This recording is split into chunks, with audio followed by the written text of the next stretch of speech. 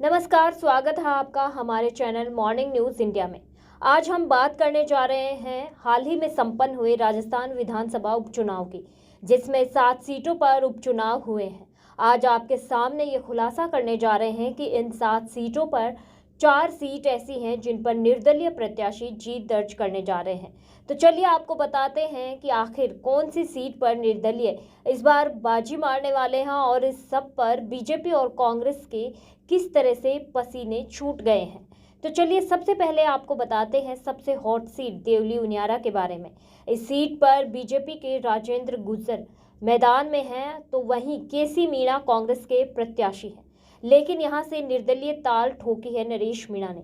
थप्पड़ कांड से फेमस हुए नरेश मीणा की यहां तगड़ी फैन फॉलोइंग दिखाई दे रही है। युवाओं और देवली उनियारा के साथ ही चर्चित समरावता गांव के प्यार और साथ के सहयोग के साथ ही सहानुभूति भी नरेश मीणा के साथ है।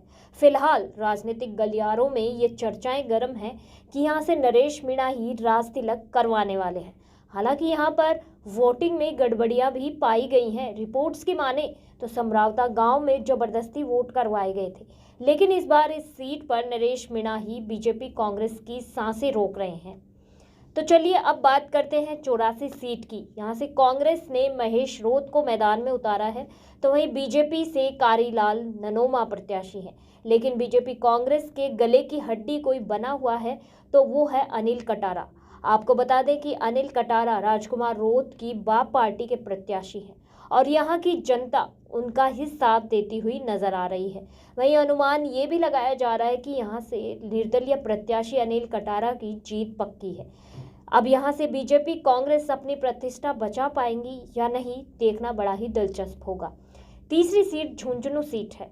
यहाँ से राजेंद्र सिंह गुड्डा निर्दलीय प्रत्याशी है। मुस्लिम समाज ने उन्हें अपना समर्थन दिया है। उस स्थिति में तो यही लग रहा है कि यहाँ से अपना राज तिलक राजेंद्र गुड्डा ही करवाने वाले हैं और अगले 5 साल के लिए मतदाताओं ने गुड्डा को ही अपना प्रतिनिधि लगभग चुन लिया है। आपको बता दें कि यहाँ से बीजेपी से राजेंद्र भामू हैं, तो कांग्रेस से अमित ओला है। कांग्रेस की गढ़ मानी जाने वाली सीट पर इस बार निर्दलीय प्रत्याशी गुड्डा की जीत की पूरी आशंका जताई जा रही है।